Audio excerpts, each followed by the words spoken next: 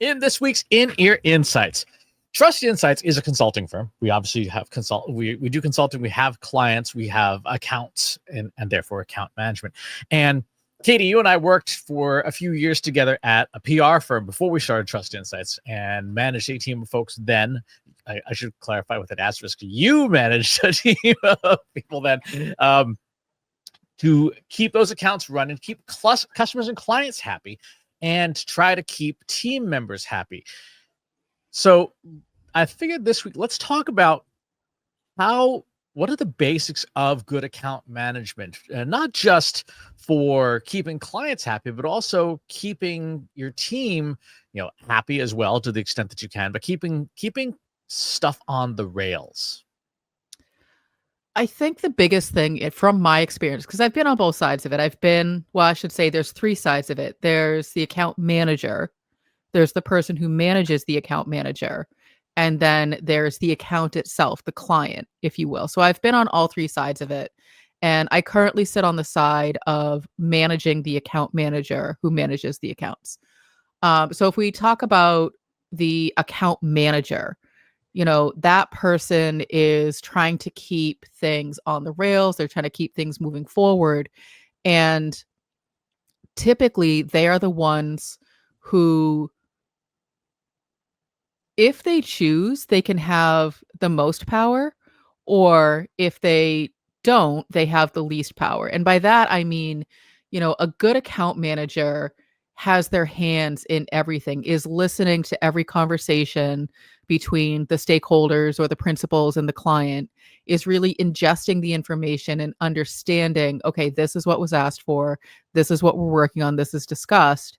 And whatever it is they don't understand, they take the initiative to go ahead and find out what it means. So like if you're working on a more technical client and you're talking about GDELTs and code bases and databases and, whatever, and you're like, I'm just here to set up meetings, then, you're not doing yourself, any sort of favors. The expectation of the account manager is that they would say, all right, I don't understand everything that was discussed, but let me take the notes, do a little research, and at least get the basics of what's happening so that I, as the person acting on behalf of the consulting agency, can then have conversations without having to loop in the principal every single time. And the principal can focus on doing the work. The biggest success metric that I look for in an account manager is their ability to be proactive. One of the things that, as someone who manages and has managed larger teams, is someone just waiting around to be told what to do. That puts the burden back on the manager to constantly be giving you a to-do list. And, at the level of a manager, an account manager, you should be able to proactively come up with your own list. Those are just some of the things off the top of my mind, off the top of my head, Chris. But, you also have, to be fair, like you managed the team at the agency alongside with me, but you were also, part of the team that was executing the work, and you rely heavily on account managers to tell you what the heck is happening. So what do you look for in, account manager skills? It goes back to something that our friend Mitch Joel often says, which is don't be another thing on the client's to-do list, right? Mm-hmm. Because nobody wants that. Nobody wants more on their to-do list. Ideally, a good account manager is constantly fishing with the client to say, what else can we take off your to-do list, right? What else can we, how can we make your list shorter rather than longer? Because that determines, there's that and one other thing, but that's one of the key things that determines client success is to say, look, here's what we got done. Because the more you go fishing and the more stuff that you take away from the client, the happier they are, but also when it comes time for renewal, the more you can trot out the list and look at all the things we did and look at all the things that we did, maybe that were just slightly out of scope, but within our capabilities, that we improved your life, right? We improved things. We got done everything we said we were going to get done. And maybe we demonstrated capabilities so that when renewal time comes around, you can say, hey, maybe we should increase the retainer because we demonstrated some, proof of concept success in these other areas that we also know are really challenging. Management consultant David Maister talks about this a lot in terms of growing retainers. Mhm. He says, I will show up at my own expense to your annual planning meeting. I will sit in the back and I will not speak until spoken to, but I am there as a resource for you to ask me questions as an expert. And he said, 10 times out of 10, he walked away with a bigger retainer just by sitting, listening, to your point, knowing what's going on with the client, but then Mhm. also going fishing. The other thing, and this is both an account management thing and a sales thing, and this is something that I suck at, which is why I don't work in account management, is very timely responses, right? Mhm. So the client lobs a tennis ball over the net and you immediately return. Even if you have nothing to say, you could just say, hey, got it. We're Mhm. here. We're paying attention to your needs. We are responsive. And those two things, being able to go fishing and being highly responsive, to me are success indicators for a good account manager. I definitely agree with the highly responsive. One of my expectations for any of the teams, whether it's now or at the agency, was if a client sends an email, just say that you got it. Just acknowledge it, because there is nothing worse than the anxiety of, do I follow up? Do I set, like, we deal with that sort of on the sales side of, people will ghost us all the time. That's just part of sales. And it's a fine line of follow up versus stalking. And so we want to be proactively following up, but we also don't want to be, harassing and stalking people, because that then, to your first point, goes to you're one more thing on their list to, follow up with. So, let's say a client sends over a list of questions and we don't have time to get to it. One of the things that we used to do with the agency was, okay, let's acknowledge it and then give a time frame, like, we saw your email, will we get back to you within the next 3 business days, just to set some kind of an expectation. And then, obviously we would have a conversation with whoever's responsible for doing the work first, be like, is that a reasonable timeline? But all of that was done by the account manager. All of that was coordinated by them. And that's such an important role. I think one of the things that people get wrong about a role like an account manager or a project manager is that they're just admins. And they're really not. They're really the person who keeps it all together. So keep going with that example. So client says, I have a bunch of things. Account manager should be the first person to see that and acknowledge it, be like, we got it, we will respond to you. And then whoever's on our side responsible for answering, okay, Chris, we have this list of questions. You said it could be done within 3 days. Let me go ahead and proactively block time for you and make sure that you can get that done, so that I can then take that information and get back to the client, hopefully before the timeline is up, so that it's that sort of, keep them really happy. What is it? Under promise, over deliver. Yep. I was about to say the reverse and that would have been terrible. Um, and so it's really, from my perspective, it's just always staying on top of things. I have a question, because this is something I feel like, especially in a smaller company, we struggle with in terms of role expectations. Do you expect an account manager to know as much about what's happening as you, the expert and individual contributor, do? Here's how I would frame that. We'll use blenders. Uh, Sure. We love blenders. we love blenders. I would not expect in a kitchen a sous chef to understand how electromagnets work and microcards and circuits that make the blender operate, right? I don't expect them to know the internals of a blender. I do Mhm. expect them to know what goes in a blender, what should not go in a blender, and what it should look like when it comes out, right? So if you said, I want a margarita, and you get a cup full of barely crushed ice, you're like, that's not a frozen margarita, right? That came out of the blender wrong. So even if they don't understand, if they don't understand the operation of the blender, and the blender's just a black box, they know ice cubes and lime juice and stuff go in, and a smooth, like, slushy comes out. They should be able to look at that slush that comes out and go, no, try again. So they should be able to say to the subject matter expert, That's not what the client asked for. Mhm. And I think so. It requires some level of technical knowledge, but more than anything, it requires an understanding of what the deliverables are and whether those deliverables match the client expectations. Because if the client says, "I want a margarita," and you give them tomato soup, yes, technically it is the same consistency, but it's the wrong output, right?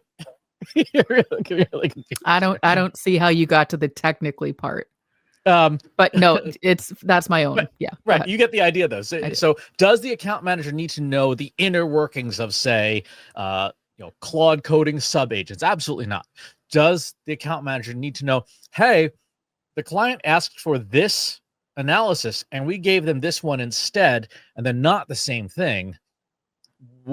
Send it back to the kitchen. Like this can't go to, it's just like a restaurant. When it comes up to the line, the server, looks at the dish and goes, this, the client, they asked for medium rare. This is well done. I can't bring this out. Right. I I agree with that. I feel like, you know, we should be able to look to the account manager to gut check things, Mm-hmm. to, if we are delivering a monthly report or, whatever, the account manager should be able to look at it and say, yes, logically, this makes sense based on what the client asked for. This answers their questions. And quite honestly, if the contract was written in such a way that the account manager isn't sure what's happening, I feel like that's also perhaps the responsibility of the account manager to clarify both with the principals and the client. Let's be really, really specific about what questions we're answering so that we can answer them. Um, let's I talk think about, go ahead. I think the server and the kitchen really is the perfect analogy, right? If if you sit down and the diner comes in and you say, what do you want? And they say, I want a steak. And you just go to the kitchen and say, hey, table 3 wants a steak. You didn't do your job about getting requirements. How do you want it done? What Mhm. sides do you want with it, et cetera, right?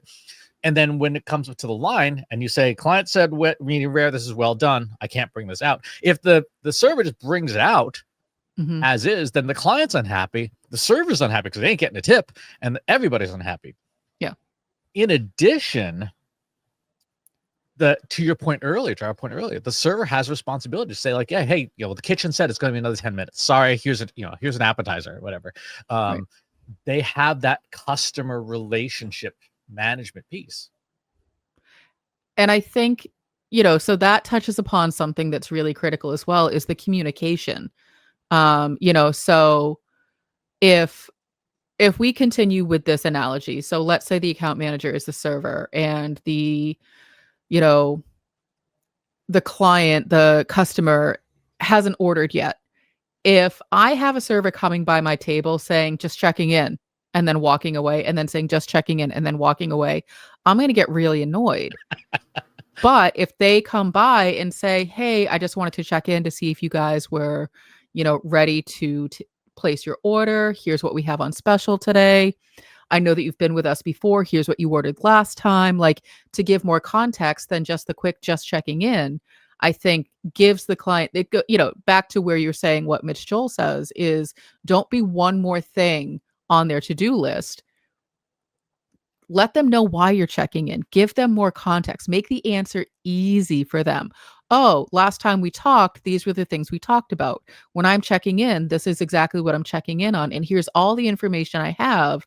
So is this the answer that you're likely to give us if you respond to this email within, a few minutes? I think that, it goes back to that proactive piece. One of the things that occurs to me, and it's sort of almost kind of silly that we have to talk about it in this context, but account management in the age of AI. And I feel like in some ways the expectations of clients when AI is involved are completely different. Regardless of the fact that it's still likely humans who are interacting with you and doing client services. It's likely a team of humans with some automations doing the work. What kind of expectations do you think clients have now that AI is involved? The clients expect everything instantly and 80% cheaper. And uh, that's a tough expectation to live up to. But I feel like it goes back to if you have someone on your team who is proactively advocating for what's going on, that expectation of immediacy sort of like, okay, that's met. In terms of the cheaper, I don't think the account manager really has control over that, but they can be listening for, you said that you want to disrupt everything with AI, but you also said that your team is struggling to, adopt everything. So let me go ahead and bring that back to the team and see what that actually means, because I heard you say those two specific things. You are correct in that the account manager does not directly have control over like the contract terms and things. However, just like a good server at a restaurant, a good server upsells, like, hey, Mhm. you want some dessert? And B, a good server communicates the value of the Mhm. work being done, regardless of whether it's the Instacook 5000 in the kitchen or whether it's a human chef. Mhm. To them be able to say, like, this is exactly what you ordered, right? This is the medium rare with the onions on top and the garlic on the side and whatever. And in the age of AI, the account manager has to be more dialed in than ever to be able to say, like, yes, this is what the machines are doing, but you also have to communicate the value of here's who is orchestrating the machines to make sure that you get what you ordered, right? If you go to a restaurant and the food is instant and it's high quality and stuff, but it contains every allergen that you said not to include, Mhm. you're still going to have a bad time because the person running the Instacook 5000 in the back didn't listen, right? Mhm. And didn't communicate, to your point earlier, did not communicate the expectations. Like, yeah, I asked for no sucralose in this pie, and it is made entirely of sucralose, right? Yes, it's instant. Yes, it's low cost, but I can't eat it. And in the context of account management, it's the exact same thing. One of the biggest dangers to account managers is cognitive offloading. And Mhm. this is where you basically hand executive function to AI. So AI, executive function is four things: planning, organization, decision making, and problem solving, or solving. We call it pods for short. And a human generally should be doing a better job for a specific account than AI because humans can keep more context in memory than a machine can. Mhm. But if you just say, okay, I'm just going to load all the call transcripts and all the emails into generative AI, I'm just going to have it do all the planning, I'm going to have it do all the decision making, I'm going to do all the problem solving. Why do you need an account manager then? If Mhm. the machine can do it, you don't need an account manager anymore. So for people who are account managers, it's incumbent upon them to retain those executive functions because A, you can offer more value, but B, you can prevent yourself from being replaced. So go through those again. It was pods, planning, Planning, organization, organization, decision, and solving. and solving. Got it. Solving problems. Yeah. I could see where offloading the planning to AI is not a bad thing. So, for example, I can see a scenario where, you hand over the onboarding of a new client to, an automation. So, it could be triggered by, a new statement of work getting put into the client folder, and then the automation kicks in and sets up, your Asana, and it sets up your Slack channels, and it sets up your, it sends you a draft of the onboarding email based on the prerequisite, like whatever the thing is. I can see where it would like do all of that stuff. But to your point about the organization and decisions and solving, I feel like, yes, you can hand that off to AI, but you're going to lose a lot of that personal touch and a lot of that client satisfaction because it will feel like everything else. It will feel very generic. Like, why am I engaged with this particular consultant or this particular agency if I'm just getting, the generic, emails back and forth? Where is that personal touch? Where is that taking the time to remember that, I'm situated in upstate New York, and the last time we talked, we were in the middle of a snowstorm, and, I was worried about losing power. So, the next time you get on a call, the account manager's like, hey, just wanted to make sure that everything is okay with that snowstorm. Did you end up losing power? How did it go? Like, it's a small thing, but it's a human thing.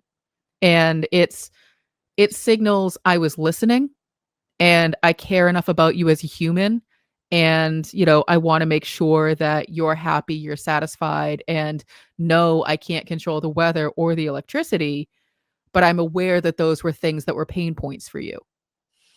I agree with that. The other thing I would add to that is something that Ethan Mollick says a lot, and I agree with. As machines get smarter, they make smarter mistakes. They make mistakes that are harder and harder to detect. And so a really good account manager, if you offload planning, organization, decision making, and solving to a machine, and it's coming back with increasingly sophisticated answers, Mhm. you have to keep up and be able to say, is this actually correct? Will this solve the client's actual problem? Because machines can create very convincing answer shaped, solution shaped answers that are not actually solutions, or are just slightly wrong. You see this with coding tools, especially. It will come and say, "This is the answer," and you're like, "That's close, but you're not right." Mhm. And if I implement that change, it will have catastrophic effects, right? Somebody has to be able to say, like, this is a problem. This is not right. What I always tell people when they ask about cognitive offloading is to say, at the very least, have the machine make you make decisions. To say, okay, Mhm. we need to organize a strategic plan for this client for this upcoming quarter. Instead of saying, write the plan, say, give me 3 options and present the pros and cons of each, and let's think through what Mhm. your 3 scenarios are. It's the same thing you and I do when we're doing planning, right? And we're doing strategy and stuff. We talked about this in past episodes of the show and the live stream. Mhm. Is come up with scenarios. Mhm. Machines are great at coming up with scenarios, Yeah. but that critical thinking skill of which of these scenarios is actually most likely, Mhm. or what haven't we considered? That's where machines can play a really good role.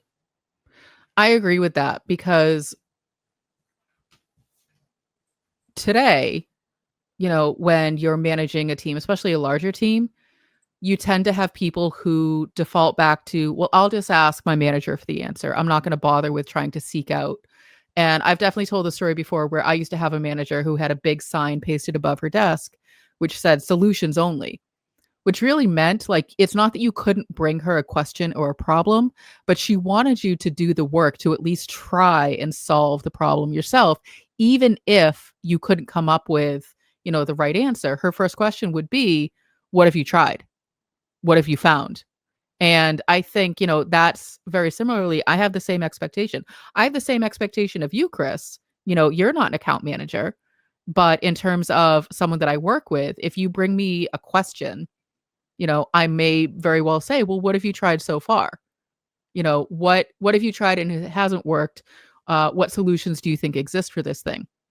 When it comes to account management, I feel like the person, whoever that person is in that role, has a lot of responsibility. Even if, like I said, people look at an account manager or project manager as an admin, but that's really not true. They really hold a lot of responsibility. And one of the measures of success, especially with AI right now, sort of getting smarter and better and threatening to replace roles like these, is if you want to be better than the AI, to your point, Chris, get ahead of it. I always say to you, and I always say to the team, if I'm asking for updates and I'm asking questions, you're already behind. So assume that I'm the AI that you have to get ahead of. Don't give me the opportunity to ask questions about where things stand. Don't give the client the opportunity to wonder what's the update on this. Get ahead of it. Over communicate. That is something that AI will be getting better and better and better at, looking for triggers, looking for keywords, and saying, oh, they said this. Let me go ahead and spin out an update. If you as the human can learn to do that, you'll always be ahead of, we won't even consider replacing you with AI because you're doing the thing. That's the biggest thing that we look for is, what's going on? Tell me what I need to do today. Tell me where things stand. And if I, as the manager, am the one asking those questions, I'm already frustrated and you're already behind. So get ahead of it. Get ahead of me. Don't give me the chance because AI is going to give me, what I need. So it's like, and I say this all to say, like, people are always saying, like, will AI take my job? That's a really good use case of where AI would be able to do that if a human's unable to do that. Exactly. A good account manager is a good project manager. At the end of the day. And so if you look at your task list, and it looks like an admin's list, or you look like your task list, and it looks like a project manager's list. It's figuring out which end of the spectrum are you on. If you are closer to the admin side, you're easier to replace by AI. If you're closer to the project manager side, where there's a lot more complexity, you are harder to replace. If you got some thoughts. I was going to say, I will say with the caveat, my final thought is that an account manager and a project manager are two different disciplines. You could make the Venn diagram and see like where they overlap, but traditionally they are two different disciplines. And we do know that. So please don't comment correcting us. We are aware. Yes. It's just to take a look at those to-do lists. Yes. If you got some thoughts about how account management has changed for you in the age of AI and you want to share them, pop by our free Slack group. Go to trustinsights.ai/analytics for marketers. We can, you and over 4,500 other marketers are asking and answering each other's questions every single day. And wherever it is you watch or listen to the show, if there's a channel you'd rather have it on steady, go to trustinsights.ai/GI podcast. You can find us at all the places fine podcasts are served. Thanks for tuning in. We'll talk to you on the next one.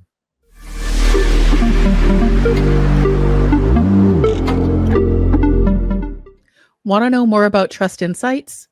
Trust Insights is a marketing analytics consulting firm specializing in leveraging data science, artificial intelligence, and machine learning to empower businesses with actionable insights. Founded in 2017 by Katie Robert and Christopher S. Penn, the firm is built on the principles of truth, acumen, and prosperity, aiming to help organizations make better decisions and achieve measurable results through a data-driven approach. Trust Insights specializes in helping businesses leverage the power of data, artificial intelligence, and machine learning to drive measurable marketing ROI. Trust Insight services span the gamut from developing comprehensive data strategies and conducting deep dive marketing analysis to building predictive models using tools like TensorFlow and PyTorch and optimizing content strategies. Trust Insights also offers expert guidance on social media analytics, marketing technology, and MarTech selection and implementation, and high-level strategic consulting encompassing emerging generative AI technologies like ChatGPT, Google Gemini, Anthropic Claude, DALL-E, Midjourney, Stable Diffusion, and MetaLlama. Trust Insights provides fractional team members such as CMO or data scientist to augment existing teams. Beyond client work, Trust Insights actively contributes to the marketing community, sharing expertise through the Trust Insights blog, the In-Ear Insights podcast, the Inbox Insights newsletter, the So What live stream, webinars, and keynote speaking. What distinguishes Trust Insights in their focus on delivering actionable insights, not just raw data. Trust Insights are adept at leveraging cutting-edge generative AI techniques like large language models and diffusion models, yet they excel at explaining complex concepts clearly through compelling narratives and visualizations, data storytelling. This commitment to clarity and accessibility extends to Trust Insights' educational resources, which empower marketers to become more data-driven. Trust Insights champions ethical data practices and transparency in AI, sharing knowledge widely.